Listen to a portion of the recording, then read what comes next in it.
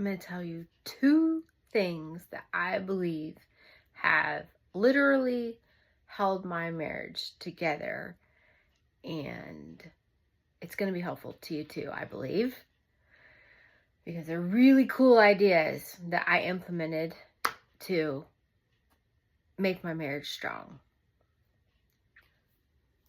The number one thing that I did and do to keep my marriage strong is I read my vows regularly. I have a copy of them handy. I keep them in a special spot, and I read them regularly. It's always been my intention to hang them on a wall. I believe we should hang them on a wall. That's one of my regrets I need to get to. Hang them on a wall in your bedroom. I've always wanted to do that, but just the mere fact of having them handy and reading them regularly has been imperative to me holding my word. To me, your marriage vows are your word, which is everything. And if you don't have that, you don't have anything. When you get married, it's a contract. It's your word. You don't get to break it. It is literally till death do you part. But I see almost everyone just says, yeah, I do. And then all of a sudden, after the honeymoon wears off, it's all about you.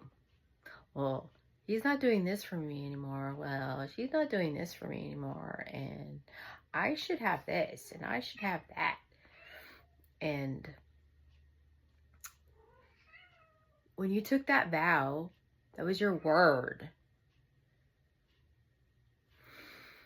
So it's the number one thing I believe has helped my marriage is keeping those vows at the forefront of my vision. Because we put them away and we forget them. Or we say them and we forget them. So don't put them away. Hang them on the wall. And the second thing that I believe that really held my marriage together literally during a difficult time, and I won't go into the story why, but we had to be separate for about 5 months because of one of my horrific mistakes. So that's another story. But I had to be away for 5 months. And for the first, October, November, December. Yeah, for the first 3 months, I didn't even get to speak to my husband. We were totally separated because of what was going on in the world. No communication, no nothing. And there was anger, there was resentment, there was every attack possible. Well, except cheating, I believe. I believe not cheating did help my marriage together too. And clinging to God's word, number one. I clung to the Bible.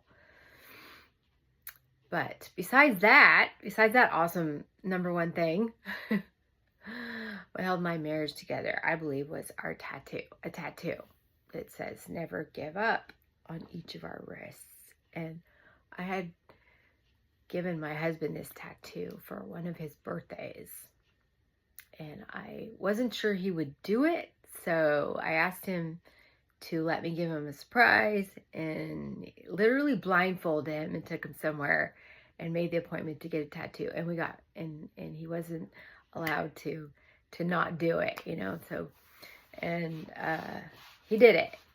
And we got matching tattoos on one of his birthdays of never give up on our wrists, because I know the nature of both our personalities, and I wanted a reminder if either of us were separated from each other, even when that time comes, it's one thing we have to do, we have to die.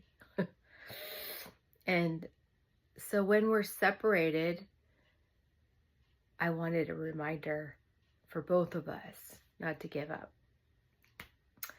And sure enough, we went through a time where it felt like a spiritual death, but it was actually ended up being a reawakening for me. Sometimes when you lose what you have, you you appreciate it that much more. And that's what happened to me. So I didn't lose my marriage, but being not allowed to be home for 5 months because of my own behaviors, sober even, you know what, it made me appreciate and be grateful for him even that much more. And I believe the tattoo, never give up, helped us never give up when we were separated, but we couldn't communicate. And we were still connected. And it was pretty awesome experience, even though it was extremely painful. My most painful experiences have been the best lessons. So if you're going through a painful time right now, what really has been most helpful to me in my most painful times is to ask God what he is attempting to teach me. What am I supposed to learn? Not to stop the burn, but what am I supposed to learn so that I can be a better person?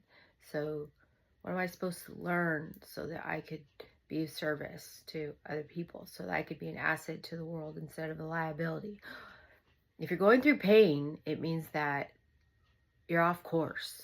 You're way off course, because God's assignment for us is to be happy, joyous, and free, even through adversity. And if you're not feeling that, that means you are off course. There's not something happening to you. It's an indicator for you that you are to learn something. You're to pivot. You're supposed to pivot in some way if you have adversity today, because we're supposed to be happy, joyous, and free. God gave us a gift that we could be happy, joyous, and free eternally. And if you're not receiving that today, then you need to get out of your own way and ask source above. Honestly, with love, ask, what am I supposed to learn to stop this burn? What am I supposed to learn? And listen.